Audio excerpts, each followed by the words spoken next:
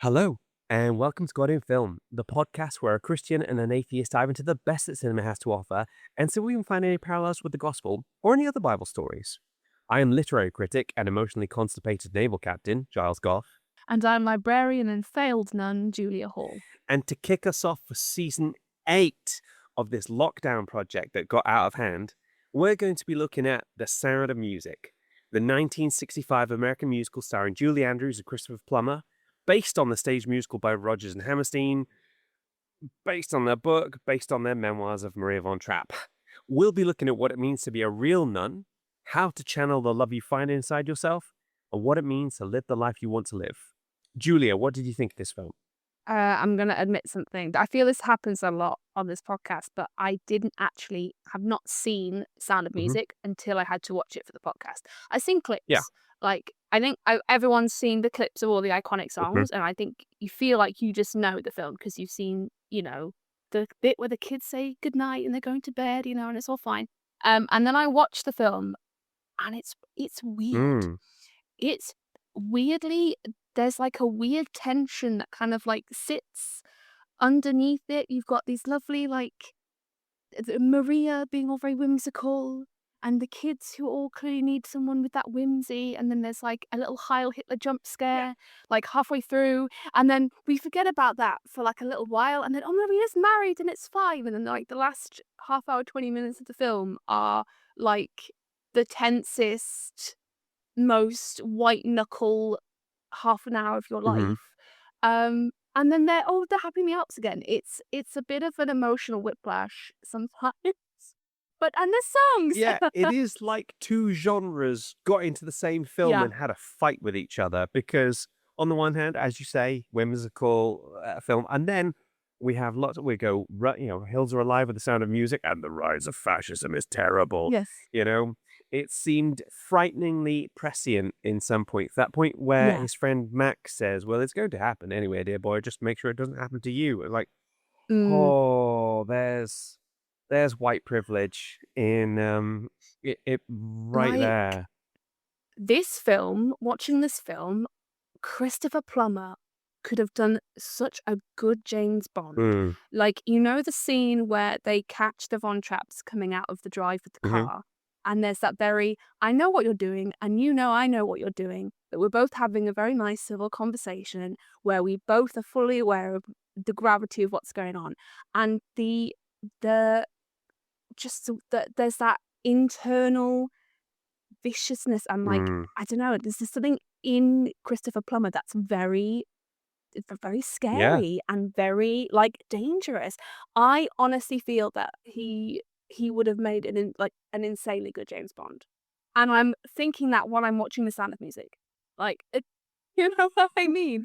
I'm really glad that Christopher Plummer was born when he was, because young Christopher Plummer is definitely a threat to my marriage. My wife is 6 years younger than me, and yet still, clearly, when the two of us watch this film, we're both having a very different experience because she clearly has interesting feelings about Christopher Plummer, and Julie Andrews, who, with the most heartfelt love and respect, has no sex appeal whatsoever. I feel like the reputation that she has now of like this wonderful like grandmother just seems to follow her all the way back. Almost like retroactively, doesn't it? Yes, yeah.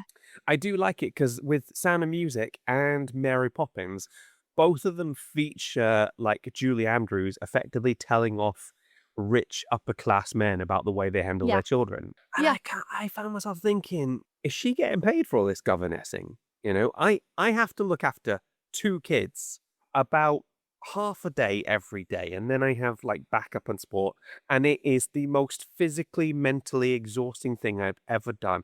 I go to work for a rest, and yet she's there, and she is not only is she looking after, I've lost count of how many children there are. Seven. Seven children. From 5 to 16. From 5 to 16. From 5 to 16. She has to look after that. So you're dealing with like... And not only that, she is sewing in her off hours. She's turning curtains into play clothes. Like, 7 entire outfits in one I'm just night. saying, that girl needs more than a living wage. Do you know what I mean? Give her all of the money. She kinda did get that though, because she did marry the boss, Yes. who is handsome and has lots of money, so but then I suppose now she's doing it for free. Yeah, now there's that really awkward bit where he's like, "You're not going to have a governess anymore. You're going to have a new mother." It's like that bit in Borat where he's like, "My wife, she died. It's okay. I got a new wife." I had no You idea. know, it's that, but in a nice, sexy Yeah. Christopher Plummer kind of And way. then you also have, like, the weird love triangle also going on between, like, with Baroness Schrader and And him and and Maria. she is like a Hitchcock blonde, isn't she? Do you know what I mean? That kind Oh, of ice yeah. blonde. Like, I'm not being funny. There is an alternate film in there where it's like a sort of like girly rom-com where this girl, the Baroness, is trying to like just trying to bag her man, and she's got the sassy gay best friend, and yet he cannot seem to get Max is his so act sassy for together. Yeah. 1965. There's something really weirdly modern about, especially the way that Captain Von Trapp speaks and, like, Max speaks. There's something very weirdly, like, modern about Yeah. that. It doesn't feel like it's 1965 or indeed, like, 1935-ish, Yeah. bit later possibly, but, like, it feels weirdly very modern at the same time. It's a weird film, but I say that affectionately, like, Yeah. with love. I found it a little bit unsettling the way he comes in. He's like, "You, the children do this, and they march at dawn, and they do all that sort of stuff."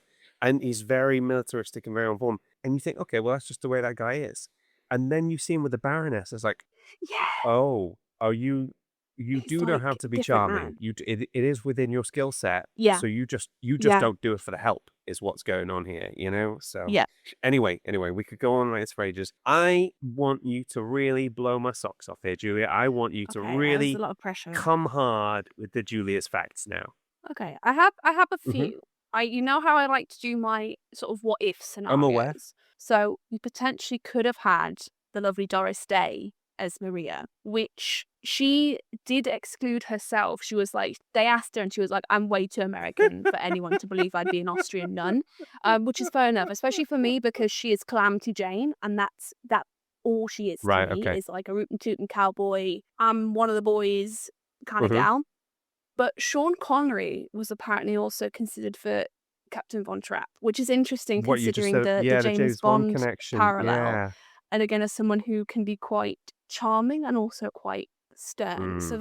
that could have been an interesting If you mix. want charming and stern and treating blonde women really questionably with Sean Connery, then Marnie is the film for you, you know? If you want that, but a little bit less, Indiana Jones and Last Yeah. Crusade. But to be fair, he can treat that blonde as questionably as he likes because she is a Nazi. So that's completely justified. You're allowed to ghost Nazis. Yeah. Absolutely. Nazis Um, can be left on red. That's fine. Don't even leave Well, them on it's red, do you know just what? swipe that It's so notification. funny because this film still effectively has a girl trying to date a Nazi in it. The Rolf, the telegram boy, it's terrifyingly prescient because Mm, you see the aspect where he's becoming more radicalized into the far yeah, right, but also you see how that comes with like a rich vein of misogyny through there. Do you remember the whole yeah. "I am you are 16 Yes, going on 16 17"? going on And there's this 17. whole thing about how Like, you need a you man to teach you yeah, what to there's this think. weird thing where you both sexualize, girls, but also infantilize girls at the same time. It's like, dude, Pick a pick lane. one. Pick one, my brother, you know? And it's so funny how, like, the fashions change, but the racism doesn't. Do you know what I mean? And the way Yeah, those 2 yeah, things just go hand in hand. And then she comes back with the most sarcastic, "Oh, yes, clearly I need somebody older and wiser." And I kind of feel like I want her to say, "Do you know anybody? Because you're still yeah. basically a child." You're like, you're almost there, Yeah, but you're just just need you're that so close. extra bit. And again, as I like my what if Mm, scenarios. So, a working title for the film was actually The Singing Heart. I think it's fine, but It's fine, it does what it said, but then also it doesn't have that ring at the Sound of Music. anytime you put heart in the title, it's gonna feel a bit generic. Yeah, but the apparently, I forget who was the lyricist and who was the Mhm. melody, the composer. So, Rodgers is the composer, Hammerstein Yes, is the, lyrics, I believe, lyricist. yeah. Yeah. He agonized over, every single word. But the beginning lines of The Sound of Music was "The hillside is sweet, the summer music," Hmm. which eventually evolved into the phrase that we know now, which is obviously "The hills are alive." But speaking of hills, actually, that does lead us into a nice segue. So, I think as anyone who's done anything like any basic Wikipedia research, the film is not particularly historically Mm. accurate in detailing the actual story of the Von Trapp family. So, for example, they did quite a few performances between 1935 and 1938-ish. It wasn't just kind of the one-off, and then they skip over the Alps. They actually took a train to Italy, and that was the day before the borders closed. The original Maria Von Trapp was actually sort of more or less okay with a lot of the kind of historical inaccuracies, but one thing she absolutely could not abide was the geographical inaccuracy. Because if in real life they'd gone over the mountains that they go over in the film, they would have not reached Switzerland, but would be directly en route to one of Hitler's holiday homes, which I think is like the direct opposite of where they wanted to be. And the real Maria von Trapp was understandably not cool with that. Uh, that was her one kind of real pet peeve really with the film, was that absolute glaring Yeah, historical accuracy. yeah, fair. Yeah, but it also this one surprised me. So it had one of the longest first runs in cinema ever Right. at nearly 4 years, or around 4 years. I cannot in this day and age imagine something being in the like 4 months is a long That is time. insane. 4 years in the cinema, it was huge, like absolutely huge. Mm. You're lucky if it's in the cinema 4 Yeah. weeks.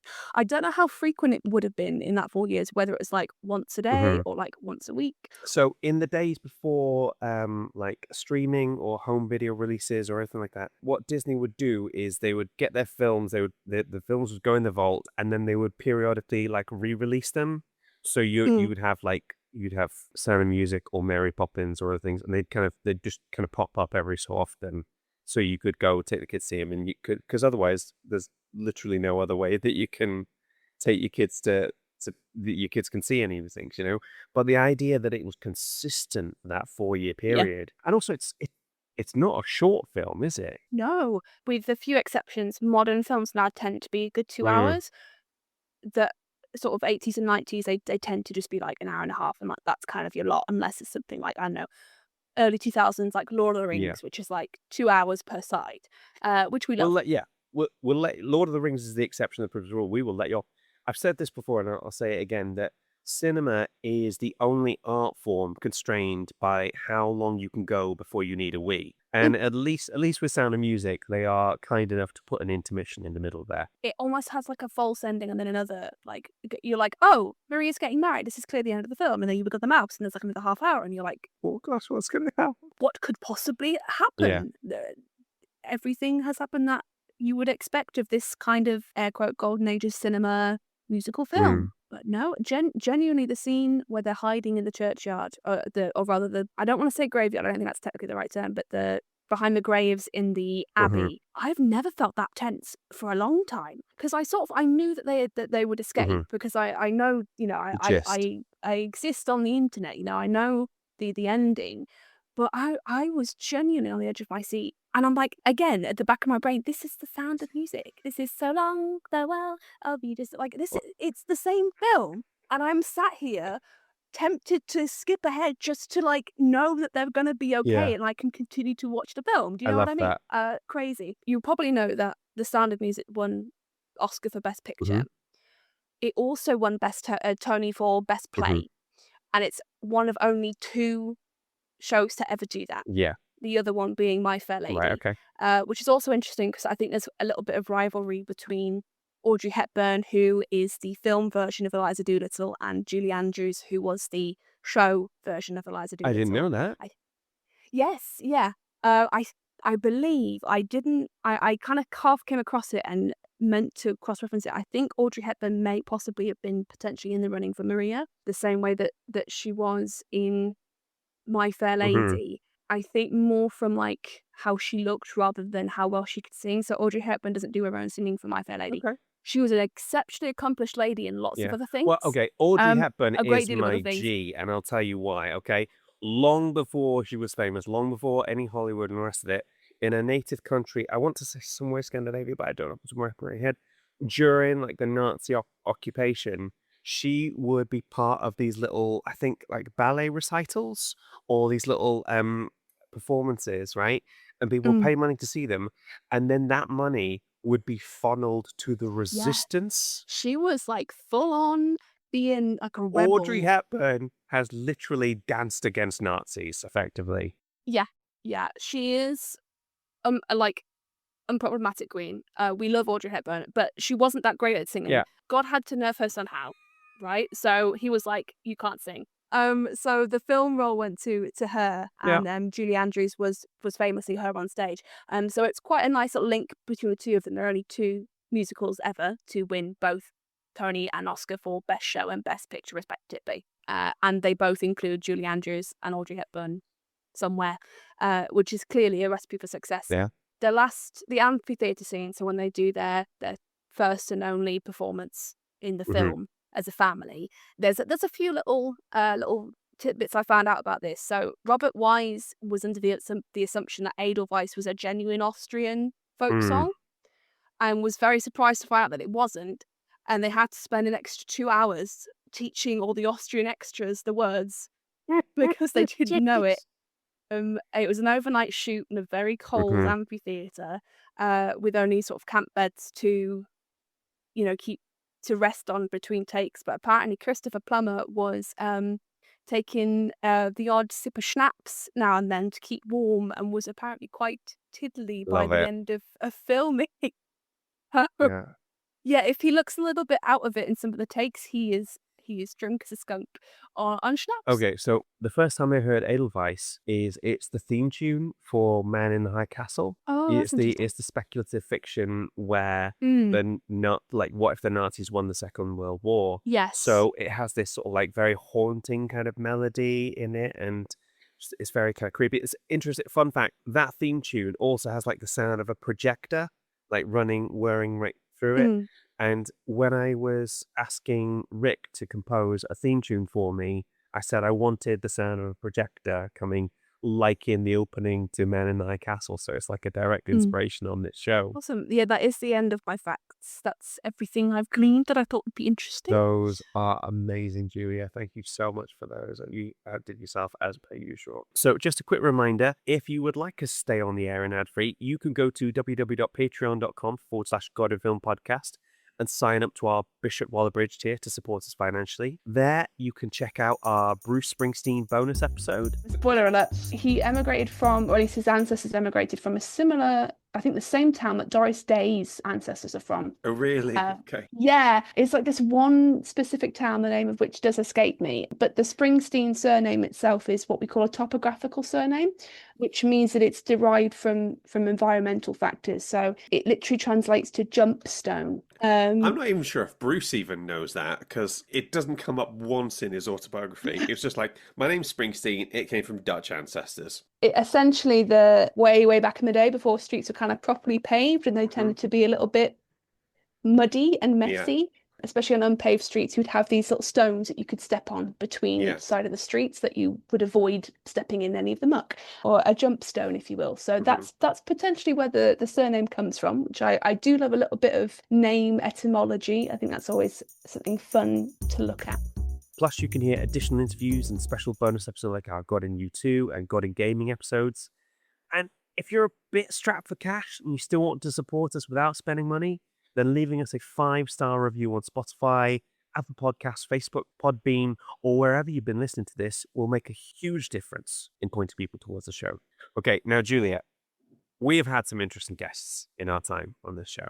We have. We kicked off this show with a Lord of the Rings extra.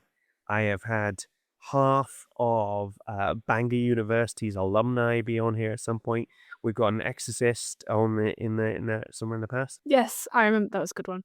We've got our first nun on the show. Amazing. I'm collecting like ecumenical bingo. All right, so we've got priests, we've got nuns. If I can get like a disgraced former Archbishop of Canterbury on it, we'll be winning. Okay, so this is an interview with our nun to give us a real insight into what being a nun is like. I'll let her introduce herself. I'm Sister Jessica. I'm part of the Anglican Benedictine community at Mucknell Abbey, which is just outside Worcester It's a mixed community of both monks and nuns, which is very unusual. I've been part of the community for just over 8 years now, and I made my life vows in December of last year. Sister Jessica, thank you so much for being on the podcast. You have the honour of being the first nun that we've ever interviewed for the show. Excellent. So let's get into it. What made you want to become a nun? It was quite a winding road, as these things often are. Before I joined the monastery, I was a primary school teacher. I'd been teaching for about 10 years before I moved here. And while I was teaching, I had a sense that there was something more that God wanted me to do with my life. The church has a fantastic way of assuming that that means you automatically are going to be a priest. There's a very effective kind of funnel. Fortunately, the person who I went to see about that, the director of Ordinance, Oxford Diocese, was very lovely and very sensible, and could see that I was not really suited to being a priest. And it was she who suggested to me that I take a look at the religious life. And so I visited both Mucknell Abbey, where I am now, and another convent in Oxford, just to meet some real monks and nuns, see a little bit of what the life was like. And I came back to Mucknell for a second visit. So my first visit was February of 2016. My second visit was August of 2016. And it was really that second visit that I just felt like, yeah, this is it. This is home. This is where I want to be. And there isn't really a logic to that in the same way, I suppose, there isn't really a logic to who you fall in love with. You know, why did you marry the person you married? Because you just had to marry them. I loved that. And there's something of that in my life here, but there was just something here that I had to come and see, I had to come and experience. And there's a whole series of stages that you go through before you get to actually making your life vows and making that firm commitment. This still feels like the place to be. Fantastic. So for most of us, we don't get to meet many nuns or monks in our sort of daily life. I think I was educated by two of them, but it's been a long time since I've had a conversation with a nun. So what is your world like? What is your daily routine like? So my community is what's called a contemplative community, which means that our prayer is our work is our prayer. Right. So we don't work outside the monastery. Like, for example, the sisters on call the midwife, they work outside of their buildings. They still pray, but that's not their main work. Whereas for us, our prayer is our main work, and that's what structures our day. So we have 7 services each day, which begin at 6 in the morning, and the last one's at 8:30 in the evening. And it's a lot. It's a lot. Sorry, I was really trying to hide that. No, it's a lot. So those services punctuate our day. So I've just come from one, actually. So we have a short one at 2:15, just for sort of 10 minutes. And then I'll be back in chapel again at 5:30 for Vespers, which is kind of evening prayer. Right. So that's really our main work. Beyond that, there's all the work of running a large household. So we're 11 of us who live here full time. So there's cooking, there's cleaning, there's laundry. We also have a kitchen garden, which I do quite a lot of work in. We have a 40-acre estate that needs looking after. And we also have a small guest wing for people who come and join us for some retreat time. So that's really our main kind of work. That sounds lovely. So are there any kind of misconceptions that you feel you kind of bump into quite a lot? I mean, just the listeners won't be able to see this, but you look like a plainclothes division nun. I am not seeing any wimples or anything like that. So what are some of the things that you often find people feeling or thinking about nuns that is a misconception? I think people think that living in the monastery is like being on retreat 24/7. It is not. We work hard. We do almost all of our own domestic work. And that's a lot, even, and obviously there's 11 of us, but that's not 11 equally capable people. One of our members is journeying further into dementia, and so he's quite limited in what he can do now. So there's care for him as well, and we're all differently abled and differently gifted in different ways. We work hard, and we've been working particularly recently So we're doing some work looking at our community life, how we structure that. So that's been a lot of things to think through and talk through. Hmm. Plus just the daily living alongside 10 other people who, I didn't choose them. I might not have chosen all of them. When I was talking to Sister Alison, who's also a member of the monastery here, just before she made her life vows, and she talked about, promising herself to the people who were already here and to everyone else who God sends through the door. Mhm. So, there's definitely, I don't know, risk maybe isn't quite the right word, but, you never quite know who's going to come next. Yeah. And, Yeah. and I've promised to stay here. You notice that I'm not wearing any of the headgear. Sadly. Sadly, indeed. Well, yeah, sadly, fortunately. If I'd known, I would have worn my own to balance it out. Yeah. So that's because we're a mixed community, Mhm. because we keep things as equal as we can between the men and the women. So the men don't wear veils and wimples, so we don't wear veils and wimples. So, so we all wear the same habit. We do have a very silly hood that's like this huge. I love you can it. see listeners can't. So we do have that. Very much that thing, people just think that it's a very peaceful, very tranquil life. And in some ways it is. Hmm. There's a lot of things I don't have to worry about, which is great. But it's also a very demanding life, which I think brings you very much face to face with yourself, particularly as you relate to the others around you. So if there was anybody who was thinking about joining a monastery like the community you're in, is there any particular advice you'd give them? I mean, the best thing you could do is just come and visit. We always invite people who are thinking about it, come and visit, come and get some sense of what it's like, talk to some of us. We're always happy to talk to people who are interested in inquiring. So, and do some reading. There are various written accounts of monastic life, not all of which are beautifully accurate, but, there is stuff out there to at least begin that exploration. Talking about things with questionable accuracy, having seen the convent in A Sound of Music, I'm fairly sure you can probably pick out the things that aren't quite accurate. I don't imagine you guys burst into song complaining about each other that much. Or maybe you do, I don't know. Are there any aspects of it that you recognise, or is there anything particularly egregious in it? I mean, there's nothing hugely egregious apart from the whole general, bursting into song the whole time. We don't tend to do that. It's set in a certain time. Mm-hmm.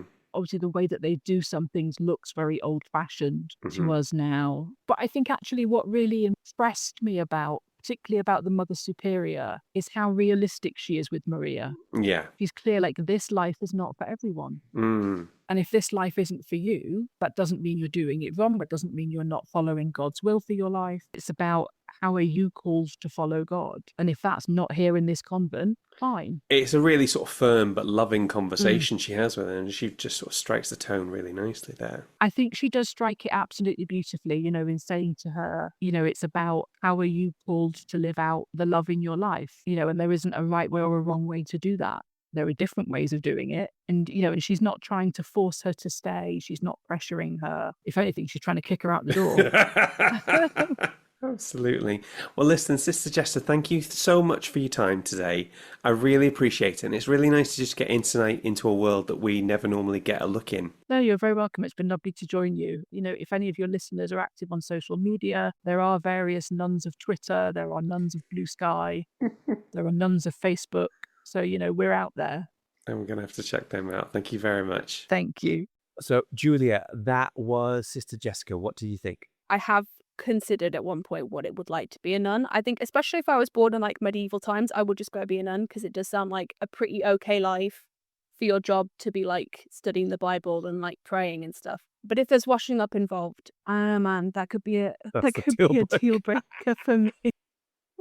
Doing the dishes is endless. Yeah, You'll finish dishes and somehow there's more Yeah. dishes. I know, right? And you have to think of what are we going to have for dinner every night until you're dead. Every day. Now it's time for Finding the Faith in the Film. Bye-bye. Today, we're doing something a little bit different. For a little bit of context, my editors at Premier Christianity asked me to review a book, and we managed to go and get the author of said book on the show. It's pretty big. So we have an Anglican priest, author, speaker, broadcaster with us to tell us about the faith parallels in the sound of music. Her name is Reverend Bryony Wood. Bryony, thank you so much for being on the show today. Hi, it's really good to be here. Thank you for asking me. I feel very honoured. It's a big deal for us. This is the pros are here. It also makes my life easier because somebody else has already done all the research. Yeah. So Put your feet up, get a broom. yeah, just put the bins out. So, Bryony, I don't know if I love any film quite as much as you love The Sound of Music. This might sound like a daft question, but what made you want to write a book on this particular film? Oh, it's a really good question. It was the first film I ever went to watch when I was like a child. And I remember sitting in this huge cinema. It was my first experience of being at the movies. I was overwhelmed by it. I just fell in love with it. And then, anybody that came round to our house, they would have to stand or sit and wait while I performed Do Re Mi or Edelweiss or whatever. And I'd stand on the coffee table and warble away. And I just absolutely loved it. But everybody always used to either laugh at me singing or tell me to shut up. And I was in that era when you saw it once. That would have been in the sort of late 60s. And then I didn't see it again until Christmas Day. I think it was 1978, which was the first time it was shown on British television. I'd had to wait all that time because, like you said earlier, that there were no videos or DVDs or anything like that. And the only LP that I owned for 5 years was The Sound of Music. So I knew the songs, but I didn't watch the film because you just couldn't. Yeah. And then as I grew up and I wanted to watch it, everybody in the family would say, we're not watching that thing again. So I never really watched it that often, but I loved it. Mhm. Everybody used to joke, that would be my favorite film. But then it's an iconic film. So it really does encapsulate something, and it is timeless. But I thought I could do a Bible study about this. I could do a 6-week Bible study, which will really engage people about the film. So I thought, well, I'll sit down and I'll watch the film and I'll have a pen and paper and I'll have a remote control and I'll just kind of see what springs out when I'm watching it. And then somehow, by the end of the first song, I'd kind of got 4 separate reflections. And I thought, this is weird. By the time I got halfway through the film, I realized that I'd got more than a 6-week Bible study. I'd got the makings of a book. So I started to do it and started to write it and muse upon all of the things.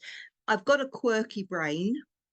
No. I have got a quirky brain. So I've always written like thought for the days and things like that. So that sense of being able to look at something and think about something else is kind of how my brain works. So that is something that I've always done.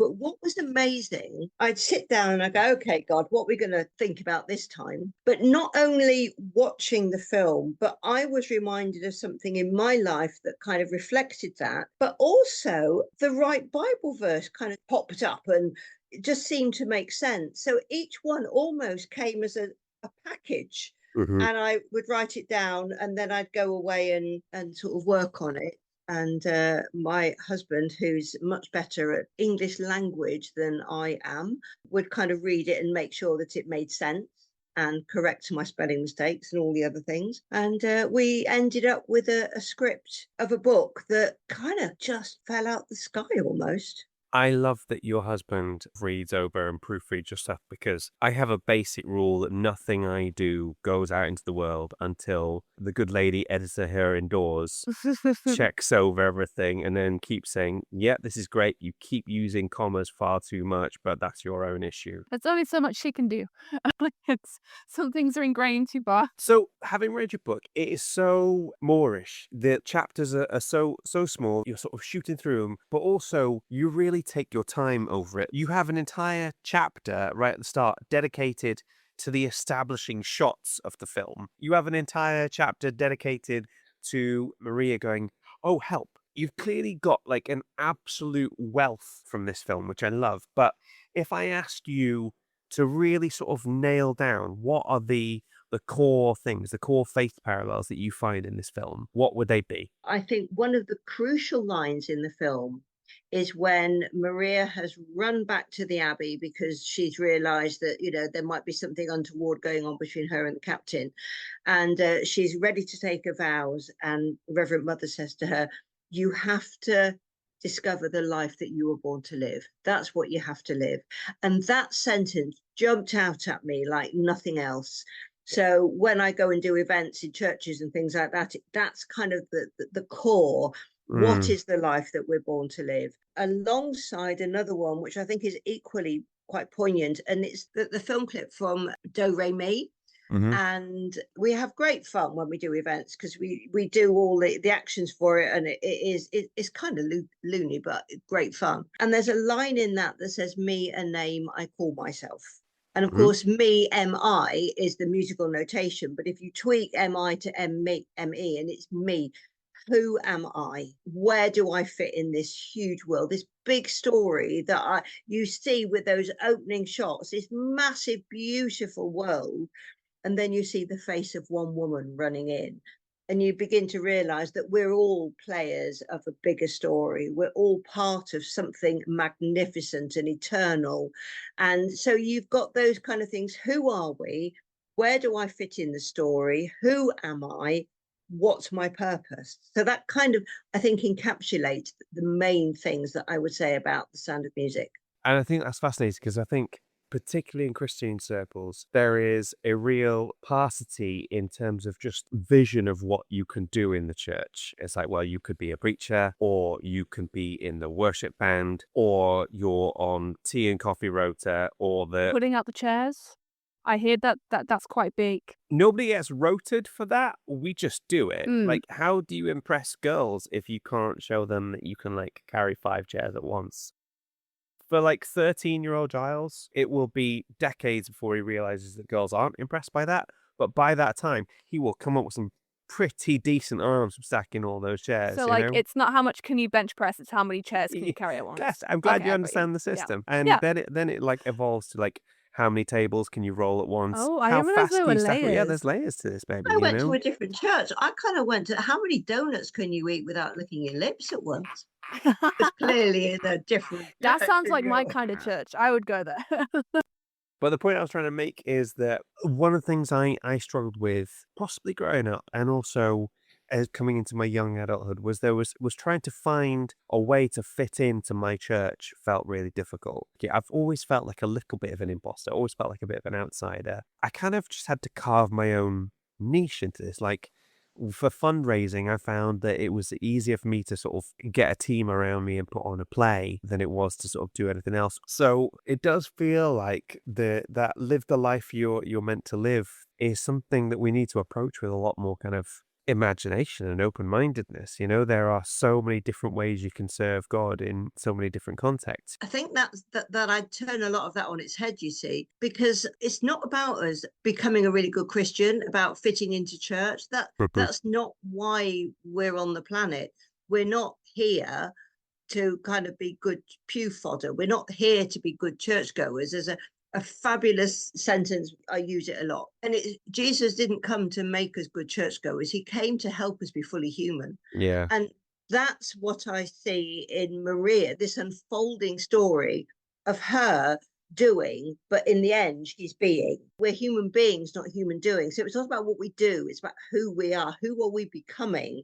And the glory of the film, we see, you know, this stern captain becoming softer and rediscovering the love of his family, the love of music. We see Maria discovering how to spend the love that lives inside of her. We see the children who are locked into this grief-stricken household where nobody dares to step beyond the boundaries because everything is being held together by the tension of grief.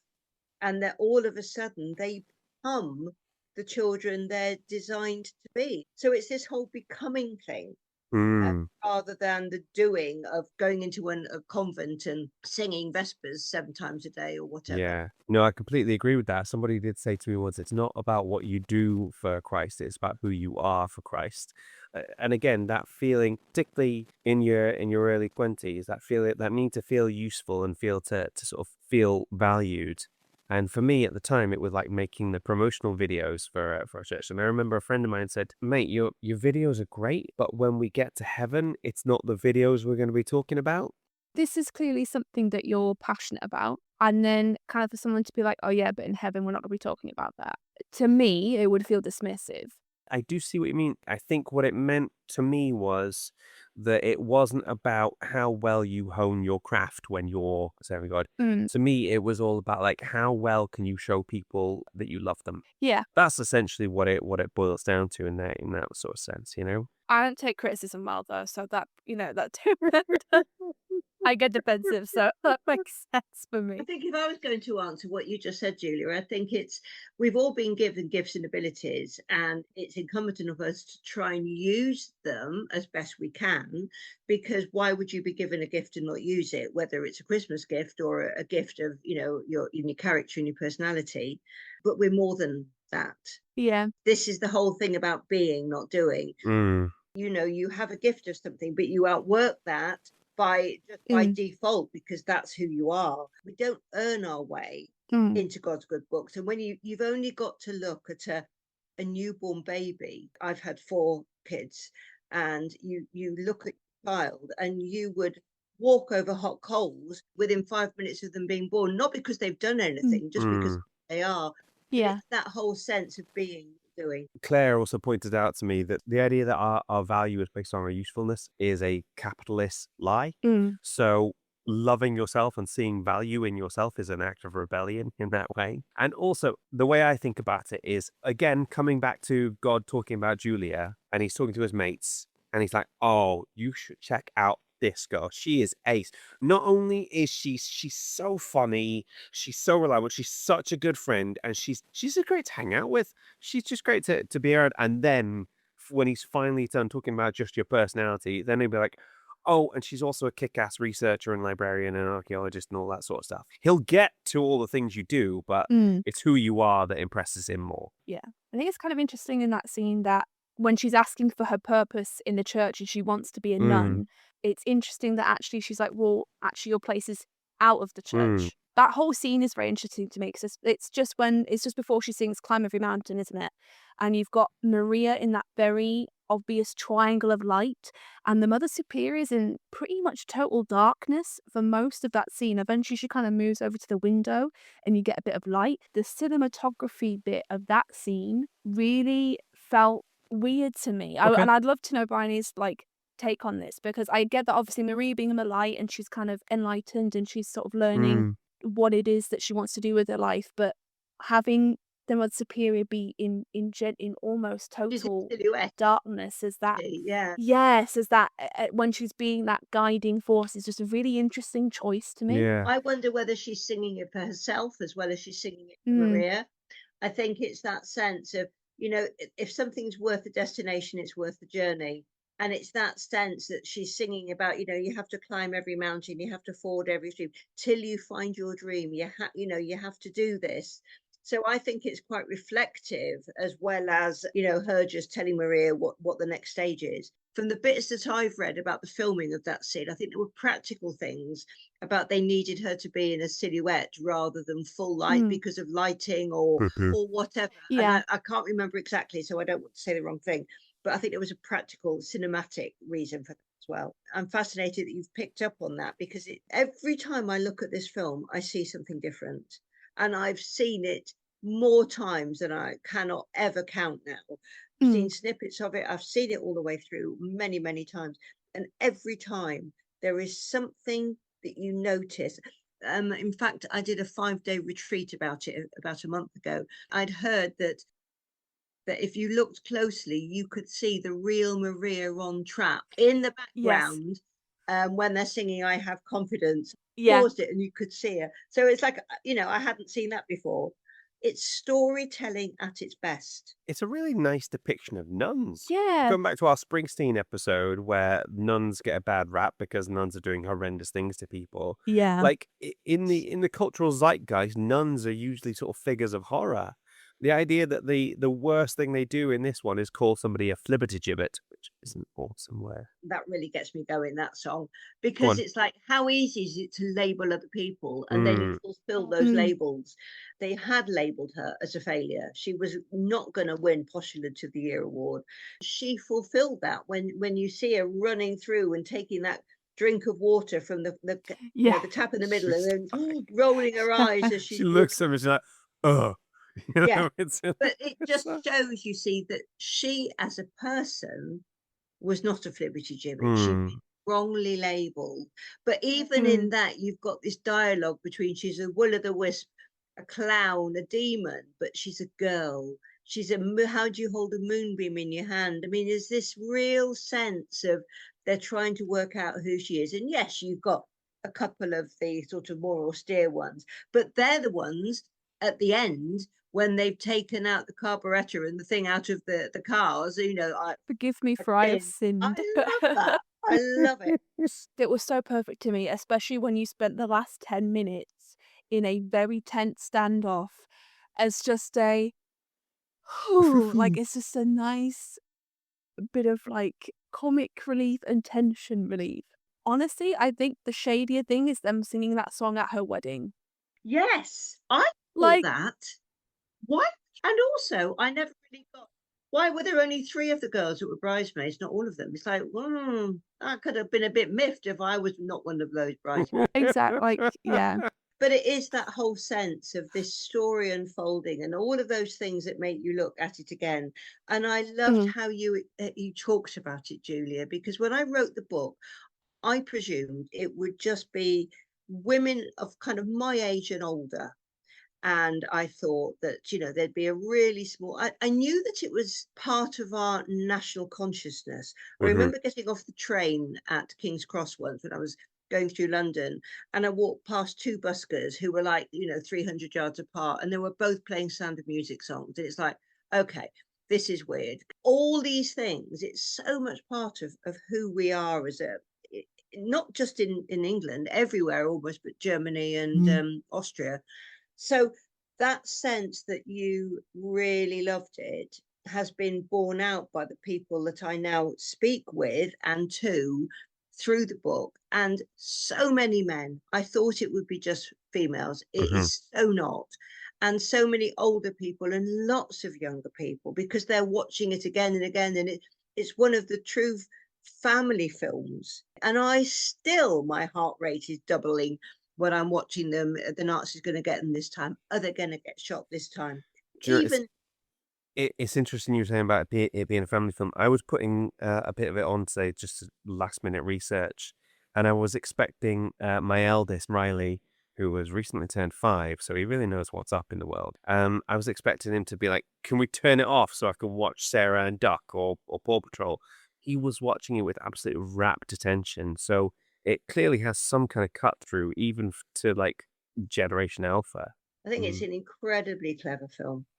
Do you know, there's something interesting is how profoundly brave Maria is in any context. She's sort of portrayed as quite guileless and a little bit naive and a lot of times, but the fact that she can accurately diagnose what is wrong with these children and this household and have the guts to sort of talk to this military man and say, look, this is what's up. You are not loving your kids right. And he's like, no, well, I'm done with it. And she's like, no, I'm still talking. I found that fascinating. Julia, do you know the story in the Bible of Esther? I don't. Okay. All right. So It's the one book of the Bible, Julie, that never mentions God. that's fascinating. I didn't even know that was a thing. It, That's really interesting. God is not mentioned. It's also arguably one of the most feminist stories in the Old Testament. That and maybe the Book of Ruth, thinking about it. Okay. So there's this king. I have completely forgotten the king's name. If only Artaxerxes, isn't it? Artaxerxes. I like this. Let's have a priest on hand. Well, that's a bit scary because I haven't got my Bible to hand and I might say the wrong thing, but hey. So there's this king. He's having like this sort of like weeks long sort of binge, and he's getting really really drunk and sort of a bit leery. He tells his queen that she's to come and parade naked in front of all his guests wearing her crown and nothing else, and she says no. That's disgusting. What are you doing? So he then divorces her. He then gets rid of her, and he just gets himself a new wife, right? And he gets there's the land is scoured because you've got to find a new wife for him. And you find this girl called Esther, who is a Jewish girl, and this is during the time of like Babylonian exile, I think. I'm not too sure. She was not a native to that country. Yeah, Mm. and somewhere along the line, one of the courtiers is basically like, "Oh, I hate the Jews. Let's have a genocide. Let's just kill all of Oh, them." yeah, just one of those. Yeah. Mm. And there's this whole thing about how he goes to the king. I think the king is maybe a little bit mentally compromised. He's a little bit drunk or something. He's like, yeah, cool. Sounds like a great idea. Definitely do some genocide. And one of Esther's family members or Mordecai. Mordecai, thank you. Normally, I come prepared for this because normally I'm the guy doing the prep. Mordecai says to Esther, "Look, you've got to convince the king not to do this thing. Don't think that you'll just be spared because you're his wife and you're beautiful and all the rest of it." And then there's this gorgeous line that gets repeated so often. For surely you were made for such a time as this. I'm paraphrasing, but I think that's the general gist. The king has this bit after these long binges. He's like, okay, everybody leave me alone. I need to chill out. He's probably got his hangover cure. He's probably like wrapped up in a duvet watching He Netflix, I'm sounds like, assuming. those people at Yeah. university. Yeah. That one He's that guy. He sounds like that he's that guy. guy. And there are That's not a good look. strict instructions not to interrupt him. And because he's a king in ancient world, if you interrupt him, that will be death because human rights are just nothing. Obviously. So Esther, who again is probably about a teenager somewhere in this, actually has the guts to go in, interrupt him during his quiet time, and she's like, "Hey, could you not kill the Jews? Would that be okay?" And she knew that there was a good chance that she would get killed herself for interrupting him, but somehow it works. It doesn't. There's the sort of slaughter of the Jews and just doesn't happen, and Esther survives it and everything, and she's thought of as like the gold standard for like bravery, and I saw just a smidge of that in Maria, the way she's not afraid to sort of speak up for people who are quite vulnerable, like Mm. children, and she's not afraid to speak truth to power, even when that power has been very explicit that they don't want to hear it. That bit was really satisfying. Yeah, when she just lets him have it. And especially because she knows it's going to cost her a job Yeah. there as well. She's dripping wet. She's standing there. She's vulnerable in every sense of the powerlessness, but she speaks out. And it's that sense of anger and righteous anger. And I do, there's a bit about that in here because, she's got a righteous anger. She's standing up for, the oppressed, the ones who are really struggling. And he's got an unrighteous anger because he's Mhm. being told truth and he doesn't like it. Mm. And I think for all of us, it makes you think sometimes, it is right for us to get angry when we see injustice, when we see something wrong. We have to stand up and use our voice. And there are other times, and I'm sure I'm not the only person listening to this or being in the room, where sometimes I get angry because somebody's told me something that's a little bit too close for comfort. And I know they're true, but I'm going to really get a bit narky because I don't really want somebody to point that out. Thank you very much. So it's fascinating, that all of these little scenes have so much in it, so much in it. Like you said about that thing, oh, help. Sometimes when all we can do is say to God, oh, help. And actually, that's all you need to say, just Yeah. knowing where you're directing that, and even if you don't perhaps know it consciously, there's something inside that knows that we cannot do this as a human being on our own. And therefore we kind of need to find the greater power, the greater love in order to be able to do what we are capable of doing beyond our strength. And of course, that's where we would say that, as a Christian, I would say, well, I think that power and that love comes from God. But, we all find ways of sort of tapping into something greater than ourselves. Otherwise, we're a very puny little fragile human being that's only alive for a split second in a vastness of this eternity. What a wonderful way to end the episode. I thought we were going to end on like a nice, happy, uplifting tone. And there's Bryony going, and of course, life is entirely fleeting and still results in the heat death of the universe. Okay, thanks. Bye, guys. That's everything. That's probably not where I was finishing it off in that way, but you know exactly what I mean. Yeah. Yeah, it's this story, this amazing story that we're part of. Yeah. So live the life you want to live. Live the life you're born to live. It's an amazing line. Yeah. Climb every mountain, bloom and grow forever, wherever you are. Live the life you want to live, bloom and grow forever, and resist Nazis at every available opportunity. Yeah. Yeah. Mm. Speak out for the truth. Absolutely. Yeah. Okay, we'll leave it there. Bryony, I feel like we obviously spent the last sort of half an hour doing this, but would you like to plug your book? Well, it would be daft if I said no, wouldn't I? So yeah, The Sounded Musings was published a couple of years ago, and it's still available through all good bookshops. It's available through online things, whether they're the big ones or the smaller ones. And I've got a website, because for me the book is just the beginning. There is a book, and the book is going great. But what I love is the opportunity to then go to groups of people and talk about life, love, and faith. And I do it in places where you're inviting people perhaps on the fringes of church. You were wondering, what on earth is all this about? These people that go to church, what on earth are they doing? So there's one way of kind of doing that, using the joy in the story.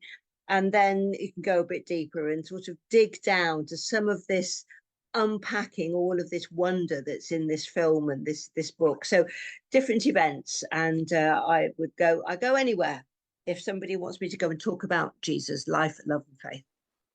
Fantastic. That's brilliant. So I'm just going to finish off with a little thank you to our patrons, James Pittard, Sam Masella, Miss Sarah Cooper, Philip Coleman, Lance Kane, and one Natalie Faye Miniker. Thank you so much for supporting our podcast, guys. If you want to become Thank one of you. our patrons, you know where to go. Join us next week for our episode on Star Trek Strange New Worlds. I'm so excited for that one. It's going to be... We're going to be boldly We returning. will boldly come back to that thing that we seem to we talked about do before. every single season. I can't wait for it. In the meantime, Julia, have you had a good time? It is so nice to have not one but two faith experts come and talk to me about things that I know nothing about. I'm going to have, But I've learned a lot. I'm going to have to say, I would never consider myself a faith expert.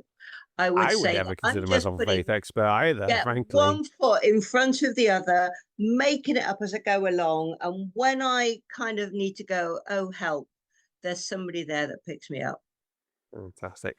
Brian, have you had a good time?